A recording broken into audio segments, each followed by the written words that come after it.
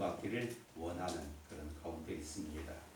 오늘의 본문의 말씀을 보면은 어느 특정한 인물을 소개하는 것이 아니라 구약의 역사 속에 나타난 많은 믿음의 사람들의 그러한 특징들에 대하여 가르치고 있는 걸 보게 됩니다. 오늘 본문은 여러 사람들의 이름이 소개되고 있습니다. 32절에 보면 기드온, 바락, 삼손, 입단, 다윗, 사무엘, 또 선지자들 이렇게 다양한 사람들이 있는데 이들을 뭉텅거려가지고 크게 둘로 나누어 볼 수가 있겠습니다. 어떻게 나눌 수 있냐? 한 무리들은 정복자로서 믿음으로 승리한 사람들, 또 다른 사람들은 순교자로서 믿음을 통해서 어려움과 역경들을 견뎌내면서 최후의 그런 믿음을 나타냈던 사람들로 그렇게 구분 지을 수가 있게 되어집니다. 정복자들이 그 정복을 할 수 있었던 것도 믿음이었고 여러 가지 많은 고난과 어려운 시련 속에서도 그걸 견뎌내며 믿음을 지켜낸 것도 역시 믿음이었다라고 우리는 볼 수가 있겠습니다. 그동안 우리나라 많은 교회들 또 많은 사람들이 선호했던 것은 이런 정복자적인 그런 기질의 믿음만을 선호하고 와 그래 믿음이면 모든 걸 할 수 있어 믿음은 형통할 수 있고 불가능을 가능케 한다라고 생각하고 우리 그것만을 설교하고 또 그것을 우리가 즐겨 듣는 그런 시간을 가졌지만 요즘 같은 팬데믹 사태 같이 이를 어려운 때는 또 오히려 소극적인 믿음 같이 여겨지지만 이런 상황들을 믿음으로 견뎌내면서 우리가 가지고 있는 순수함과 또 믿음의 정체성을 우리가 바로 알고 하나님 앞에 우리 이것을 지켜내는 그런 과정들이 필요하다 그렇게 볼 수가 있겠습니다. 정복자들이 믿음은 뭡니까? 바라는 것들의 실상을 붙잡는 게 바로 정복자들의 믿음이라고 한다면 오히려 순교자들의 믿음은 보지 못하는 것들을 이기고 오직 그것에 바라보면서 현실의 모든 고난과 희생을 마다하지 않고 기꺼이 감내해 나가는 그런 사람들이 바로 순교자들의 믿음이었다. 그렇게 볼 수가 있겠습니다. 32절 내가 무슨 말을 더하리요? 기드온, 바락, 삼손, 입다와 다윗과 사무엘 및 선지자들의 일을 말하려면 내가 시간이 부족하리로다. 우리가 현대 같은 그런 식으로 살펴보면은 믿음에 관해서 이 사람 저 사람 다 살펴보려면 정말로 시간이 부족할 정도로 많은 그런 분량이 소개된다라고도 볼 수가 있겠습니다. 그래서 바로 33절로 넘어가게 될 때 이제 이들에 대한 여러 가지 그 특징들, 믿음의 특징들에 대해서만이 소개하고 있고 대략 한 11가지 정도의 그런 내용들이 소개되고 있는데요. 크게 두 개로 나누기를 원합니다. 하나는 능동적 차원 속에서의 믿음과 또는 이제 약간 수동적인 차원 속에서의 그런 믿음으로 나누면서 오늘 본문의 말씀과 함께 살펴보기를 원합니다. 먼저 첫 번째로 볼 수 있는 것은 믿음으로 나라들을 이기기도 하며 33절에 그렇게 소개하고 있습니다. 여호수아가 이스라엘 백성들 오직 광야 생활하면서 훈련되지 못했던 제대로 된 무장도 하지 못하고 전략도 없고 장수도 없는 그들을 데리고 가나안 땅 정복이라고 하는 이 어렵고도 막중한 일을 행함에 있어서 그 나라들을 그때 당시에 가나안은 도시국가 형태 속에서의 그런 형태가 있었습니다. 그래서 여리고는 여리고 이렇게 하면서 그 지역의 특색에 따라서 있었던 그런 나라를 하나씩 점령해 갔던 그런 과정들을 우리가 보게 되어졌는데요. 그때 이 여호수아에게는 여호수아서 1장 3절에 보면은 하나님께서 이와 같은 말씀을 주십니다. 내가 모세에게 말한 바와 같이 무릇 너의 발바닥으로 밟는 곳을 내가 다 너에게 주었노니. 오직 여호수아에게 있었던 것은 백성의 많은 수요나 그들의 어떤 뛰어난 용맹성이나 자기가 가지고 있는 어떤 전략적인 특징이 아니었습니다. 그가 붙잡을 수 있는 것은 오직 이 하나님의 약속의 말씀 그 한 가지 가지고 그래 우리 누가 있다? 하나님의 약속이 있다. 그렇게 그는 믿고 그걸 믿음으로 해서 여리고성에서는 여리고성에서 또 아이성에서는 아이성에서 계속해서 그 말씀을 가지고 나아가며 승리할 수 있었던 것을 보게 되어진다고 하는 사실이죠. 물론 우리가 한 성경을 갖다가 뭉뚱그려 보니까 그렇게 하지만 실질적으로 볼 때는 어떻게 했을까요? 근데 나름대로 장로들이나 이제 지휘자들 모여가지고 저 여리고성을 어떤 방법으로 우리가 함락시켜야 될 것인가, 어떤 전략이 필요한 것인가 머리를 맞대서 구상도 해봤을 것입니다. 그러나 현실적으로 볼 때 그들이 가지고 있는 모든 걸 다 동원해봐도 그런 현실적인 답은 나오지 않았고, 이럴 때 바로 하나님의 말씀을 기억할 수밖에 없었고, 그 말씀을 믿음으로 받아들이고 돌라면 돌고 외치라면 외쳤을 때 그들은 그렇게 승리할 수 있었고, 그런데 우리가 잘 아는 대로 바로 다음 아이성에는, 아이성을 보니까 여리고성에 비교해보면 비교할 것이 없었습니다. 인구도 얼마 안 되고 성 자체도 규모도 적고, 여리고성을 무너뜨린 우리라, 저것을 쉽게 이길 수 있다고 생각해가지고 자기들끼리 머리를 짜내고 그들은 돌격하다가 큰 망신을 당하고 오히려 백성들이 죽음을 당하는 그런 어려운 형편을 당하기도 했었던 걸 보게 됩니다. 그렇습니다. 믿음은 결코 그게 자동으로 되는 건 아니죠. 이와 같은 때로는 좌절과 실패를 통해서 우리가 정말로 붙잡아야 될 것이 무엇인가, 우리 정말로 세울 수 있는 게 뭔가, 우리 거기에 따르는 답을 받을 수 있었던 교훈이라고 생각이 되어집니다. 그 다음에 보면요, 의를 행하기도 했다라고 말하고 있습니다. 오늘날 우리 사회를 가만히 보면서 참 안타까운 것은 바로 이런 부분이 아닌가. 우리나라 정신적으로 어떤 사람의 그 정말 존경받는 사람이나 그 말에 그 사람의 말이나 행동에 대해서 사람들이 뭐 받아들일 수 있는 사람이 아무도 없어요. 다 그 사람이 그 사람 같고 뭐 그 나물에 그 밥같이 돼가지고 저보다 자기 생각이 최고고 자기 주장이 옳다고 생각하는 경향이 많다 보니까 하나가 되지 않습니다. 항상 거기에 따른 반대급부가 있게 되어지고 여론이 갈라지게 되어지고, 그러다 보니까 중구난방, 참 안타깝게 짝이 없는 걸 우리가 생각하게 되어지는데요. 근데 우리가 보면은 사무엘하 8장 15절에 보면 이렇게 말합니다. 다윗이 온 이스라엘을 다스려 모든 백성에게 공과 의를 행할세. 다윗에게 있어서의 최대의 그 정치적인 왕으로서의 그런 전략은 뭐였습니까? 하나님의 말씀을 따라서 공을 그리고 의를 행하는 게 그의 정책이었습니다.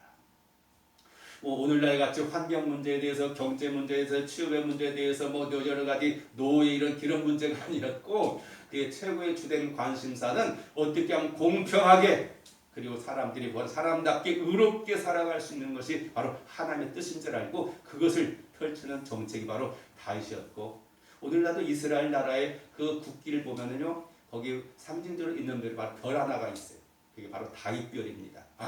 과거에 이 옛날에 다윗 시대의 그 영광이 오늘날 이스라엘 계속 이어지길 바라는 그 영혼이 그 국기에도 담겨져 있었던 것처럼 다윗은 이스라엘의 최고의 그런 지도자로서 이제 명맥이 이어오고 있는 것을 우리가 볼 수가 있겠습니다. 그렇습니다. 이게 중요합니다. 또 엘리야 시대를 보면은 온 세계가 다, 온 나라 왕으로부터 또 그 모든 사람들이 힘 있는 사람들이 우상 숭배에 빠져버렸어요. 하나님을 외면한 가운데에서 있었을 때, 그때 엘리야 선지자는 하나님의 말씀을 가지고 그렇게 말합니다. 열왕기상 18절 1절에 많은 날이 지나고 제3년에 여호와의 말씀이 엘리야에게 임하였을 때 너는 가서 아합에게 보이라. 내가 비를 지면에 내리리라 라고 말씀을 통해서 그는 아합과 이세벨 앞에 가서, 그 전에 그는 그렇게 말했죠.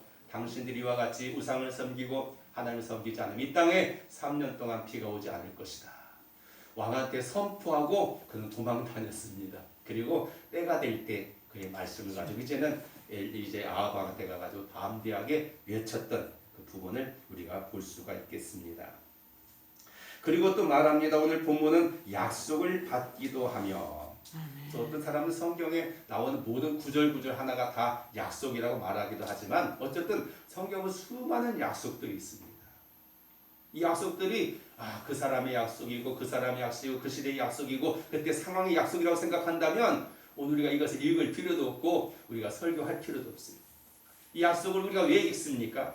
그 약속이 바로 나의 약속이 될 수 있고 나에게도 똑같이 적용할 수 있는 그런 하나님의 말씀이기 때문에 우리 그 말씀을 우리가 아멘하고 받아들이는 겁니다. 왜 설교 시간에 괜히 아멘합니까? 우리가 국왕에 나온 것처럼 그냥 같이 이게 추임새 넣는 것이 아니라, 아멘의 추임새가 아니라 내가 그렇게 되길 원합니다라고 우리의 신앙의 고백이고 우리의 바램이 그 속에 담겨져 있는 거죠.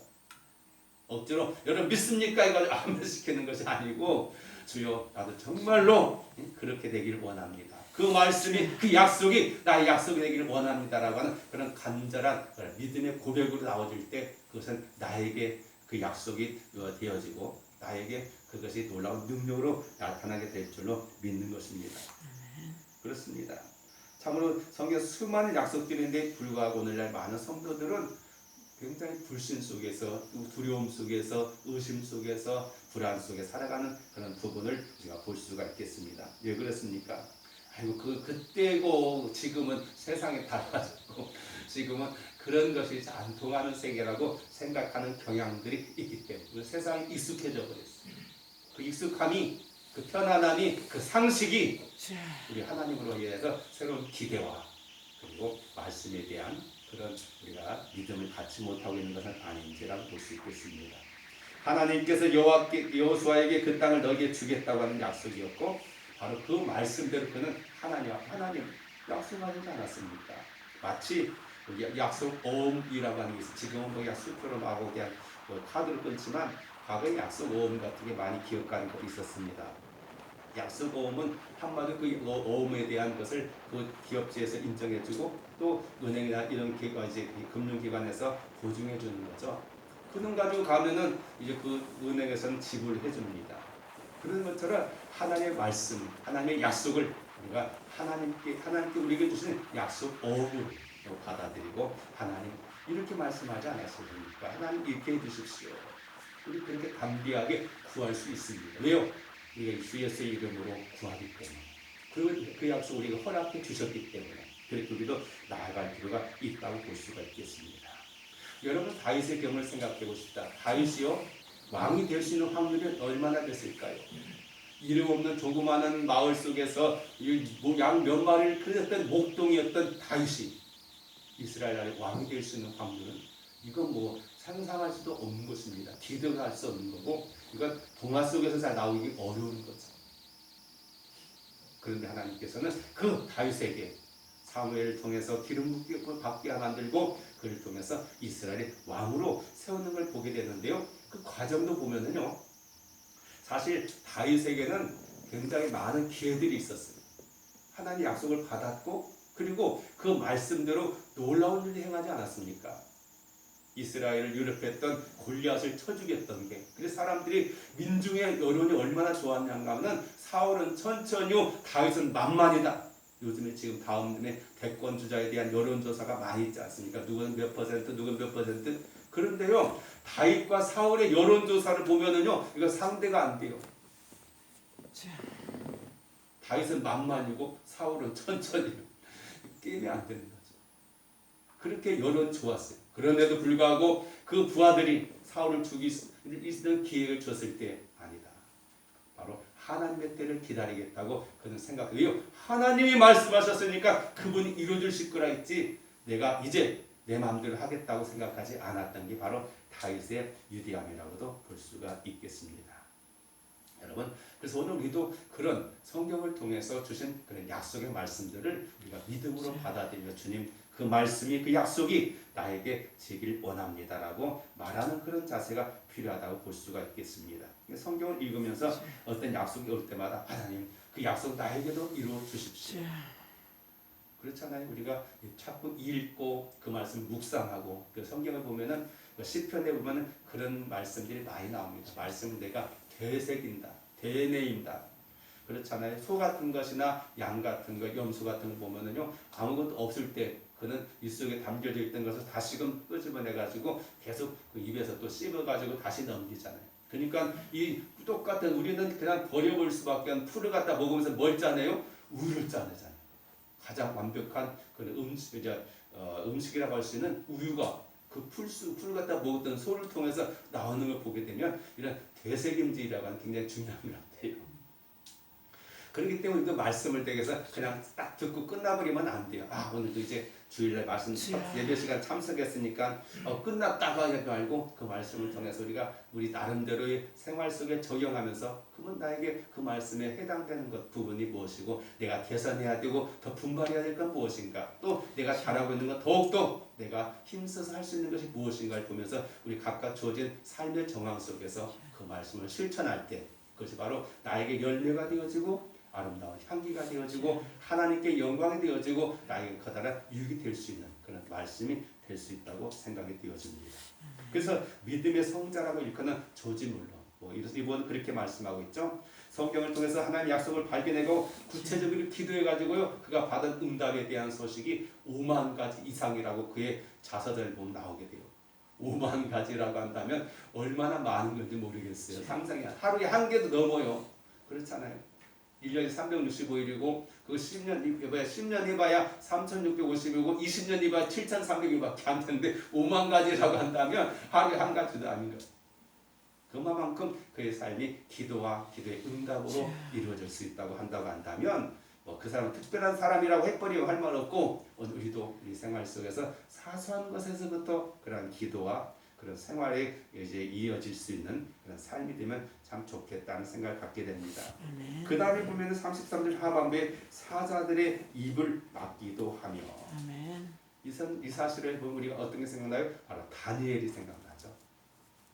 다니엘의 시대는 어려운 시대였습니다. 그때 이미 나라가 망해버렸고 다니엘은 상당히 나름대로 귀족의 자녀로 살고 있었던 그가 어느 날 하루아침에 이제 포로가 되어지고 그리고 이제 이방 땅에 끌려가는 신세가 되어졌어요. 우리가 좀 더 자세히 나오지 않지만 실제로 다니엘은 어떤 사람이 됐냐? 포로 잡혀갔던 그런 귀족들의 자녀들을 특별 교육을 시키고 그걸 어떻게 만들었을까요? 환관을 만들어버린 거죠. 생식기 다 잘라버렸습니다. 그리고 그들을 섬기게 만들었던 거죠. 어떤 참 비참한 신세가 될 수 있어요. 하루아침에 그런 신세가 되고 말았어요. 그러나 다니엘은 오직 믿음, 오직 하나님. 그래서 하루에 날마다 성전 향해서 기도했고 그의 종족들은 틈을 잡으려고 하다 틈이 나오지 않았어요. 흔히 말한 대로 털어서 먼지 안 난 사람 없다고 하는데 다니엘은 털어도 먼지 하나 안 났어요. 그 정도로 그는 깨끗하였고 모든 사람들이 뭐 할 말이 없었기에 그는 억울한 그런 누명을 씌워가지고 그를 갖다가 결국 어떻게 했습니까?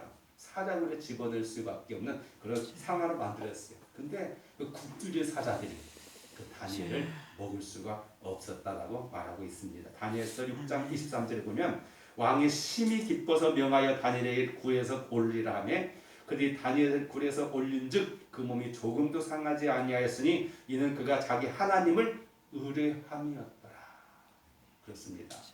하나님의 뜻대로 살면서 사자가 될 수밖에 없었던 형편 속에서 하나님이 그를 너무 아끼셨고 그를 사자 입을 막아주시고 구원해 주셨다고 말씀하고 있는 것입니다.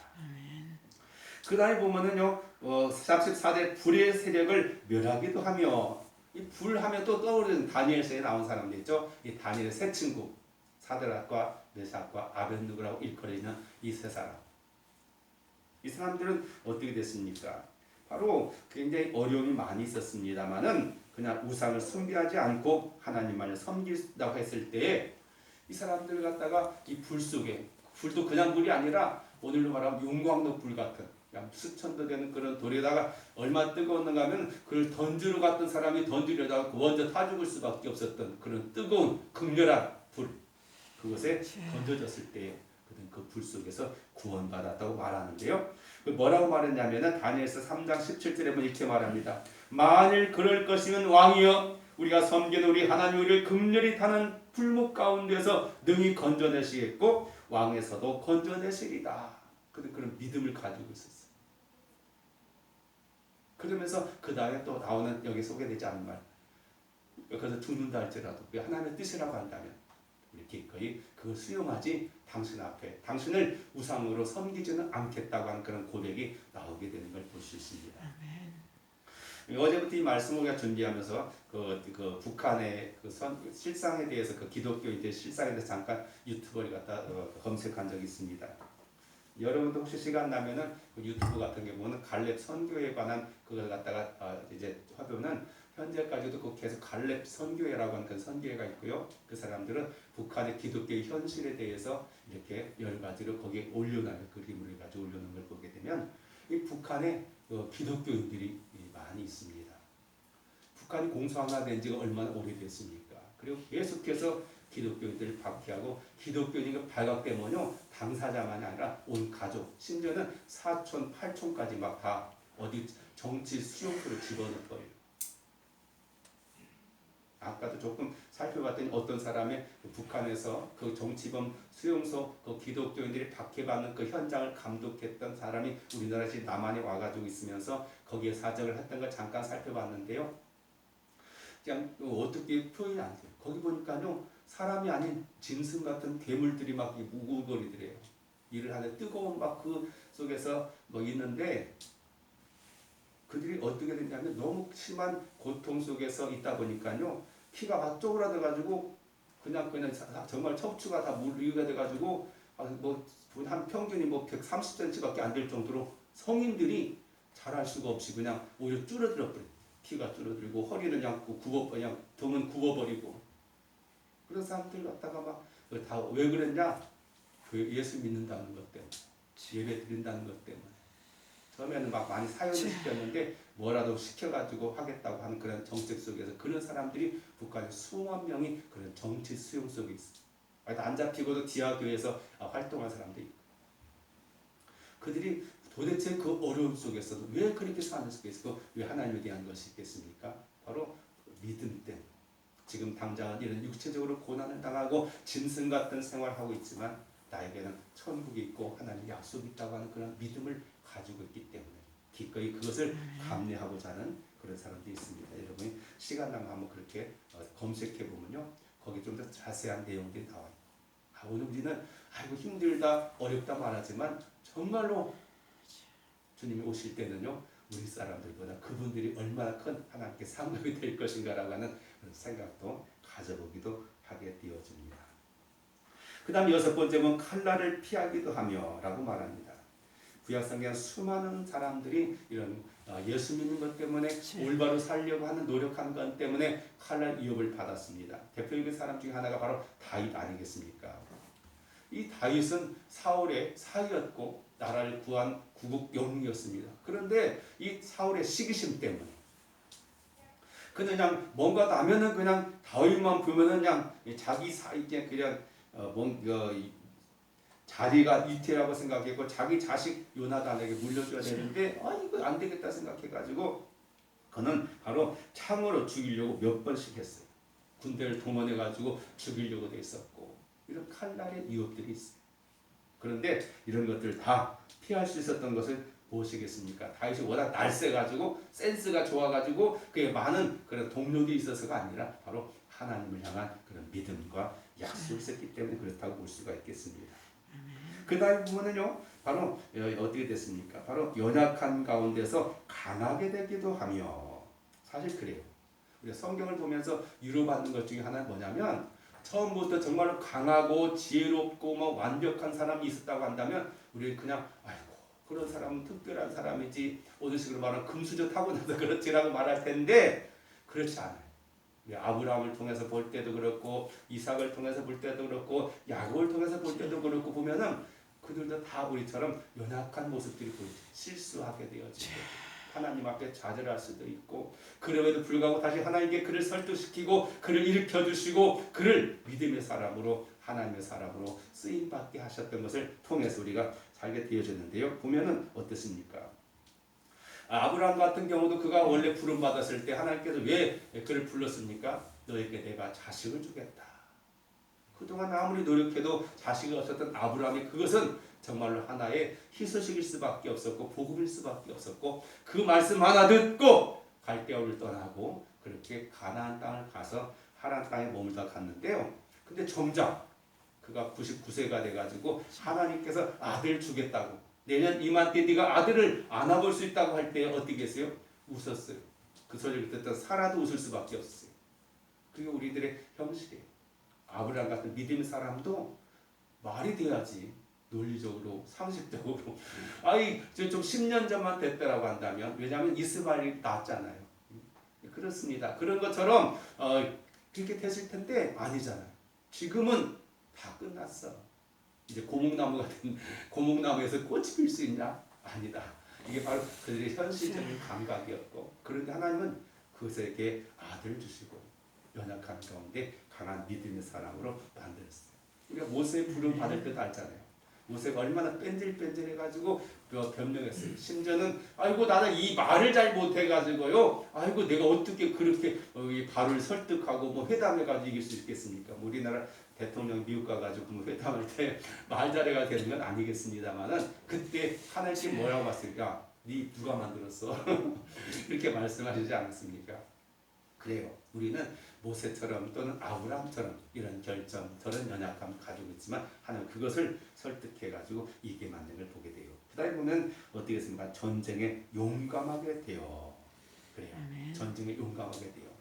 여러분 많은 그런 전쟁, 성경에 기록된 첫 번째 국제 전쟁이 뭔지 아세요? 세계적인 전쟁. 바로 아브라함이 출전한 전쟁이었어요. 그때 소돔성을 비롯한 여러 개의 나라와 그리고 저쪽에 이제 지금으로 말하면 중동 부족 지역에서 있었던 연합군들이 혀가지고 전쟁이 일어나가지고 자기 조카 롯이 사로잡혀갔다고 했을 때 아브라함은 자기 집에서 길렀던 사병들 이끌고 쫓아가잖아요.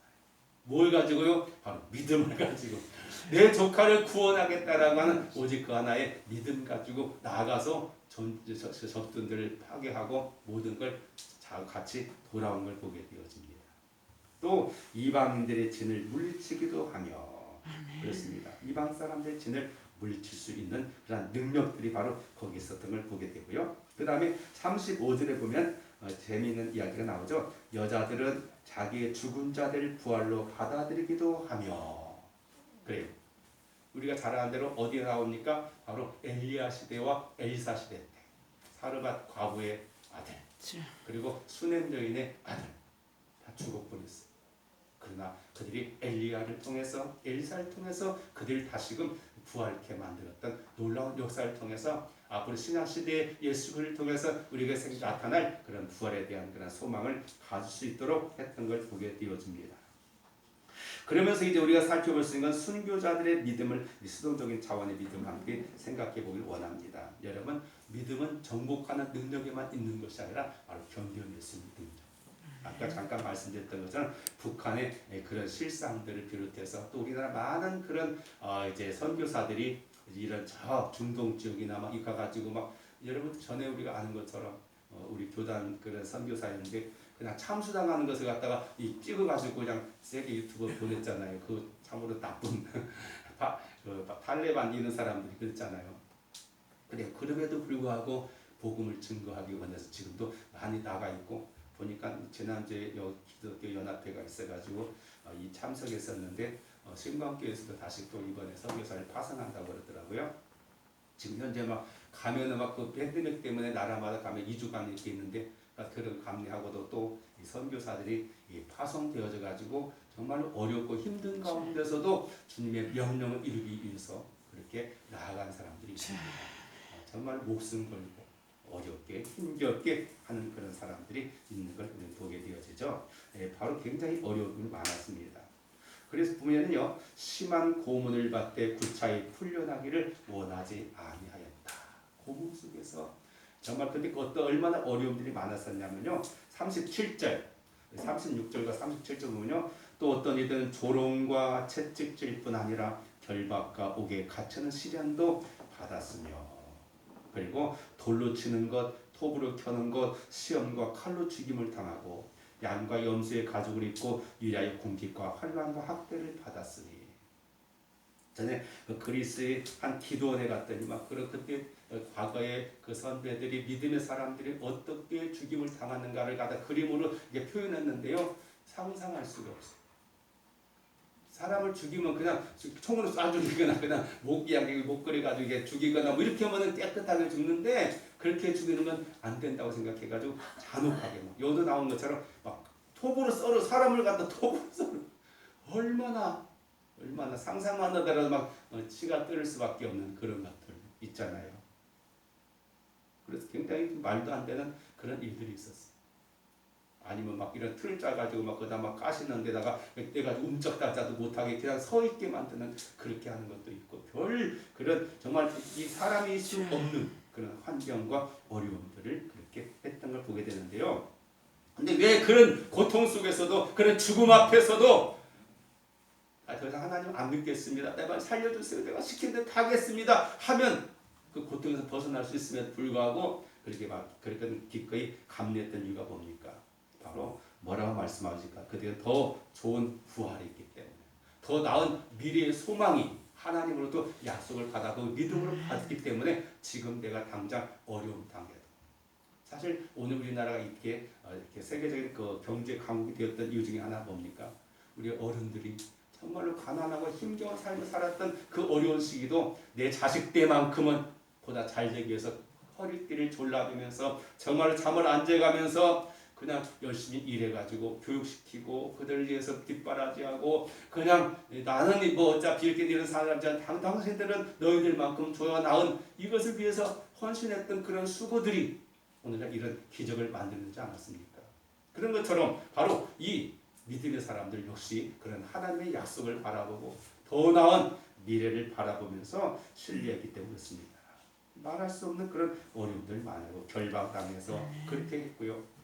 우리가 잘 아는 이사야 선지자 같은 경우에도 그는 참으로 굉장히 큰 어려움을 당하게 되어졌던 걸 봅니다. 역사적으로 보면은요, 그렇게 여기에 나오는데 보면은 칼로 죽임을 당하고 그 다음에 유리하며 어렵고 이런 것들 보는 것처럼 정말로 인간 제지 안 되는 것처럼 예레미야 선지자도 그랬고, 우리가 잘 아는 많은 선지자들이 그런 큰 어려움과 죽임을 당했던 걸 보게 되어집니다. 그러나 그들은 육신은 죽었지만 믿음은 승리했고 그들의 영혼은 하나님의 품속에서 스데반이 보았던 것처럼 예수 그리스도의 품 안에서 아름다운 미래를 기대하면서 지금 있을지 않을까 생각되어질 수 있는 것이죠. 그렇습니다. 예수님조차도 그랬잖아요. 예수님을 조롱하면서 야, 너 메시아요? 메시아라며? 그렇게 능력이 많다며? 내려와봐. 여러분 그랬으면 어떨까요? 예수님이 십자가에 딱 이 모든 걸 다 뿌리쳐버리고 쫙 내려놨으면 우리 박수치면서 아 정말 예수님 멋진 그 능력 했을 텐데, 예수님은 그런 방법을 취하지 않았고 기꺼이 죽임을 당한. 왜 그랬습니까? 바로 우리의 죄를 계속하기 위해서, 하나님의 어린 양으로서 그 삶을 감당하기 위해서 그랬던 것처럼, 때때로는 오늘 우리는 내가 하는 의로운 일이, 내가 하는 믿음의 행위가 나에게 큰 고통이고 사람들이 알아주지 않을 때도 많습니다. 그래서 오늘 우리가 바라는 것은 사람들의 환호와 당장 눈앞에 펼치는 어떤 결과가 아니라 바로 하나님께서 주신 약속을 바라보고 우리 기꺼이 감내해 나가면서 믿음의 승리를 가게 될 때 결국 우리는 어떻게 되겠습니까? 바로 하나님께서는 바로 우리에게 큰 은혜와 능력을 베풀 것입니다. 모든 삶에는 뜻이 있습니다. 정복자들의 삶처럼 통쾌한 것도 있고 정말로 사람들이 와 하는 그런 감탄의 소리가 나올 수 있는가 하면, 이름 없는 무명인의 삶 속에서 믿음에 살다가 지금 북한에 지금도 했던 그런 믿음의 사람들처럼, 아니면 우리나라도 마찬가지겠습니다만 어쨌든 그렇게 감내하면서 수고하고 인내하는 그런 삶을 살아가는 그런 삶 속에서도 하나님께 우리를 역사하실 줄로 믿습니다. 그래서 틸리라고 하는 신학자는 이런 기도를 드렸습니다.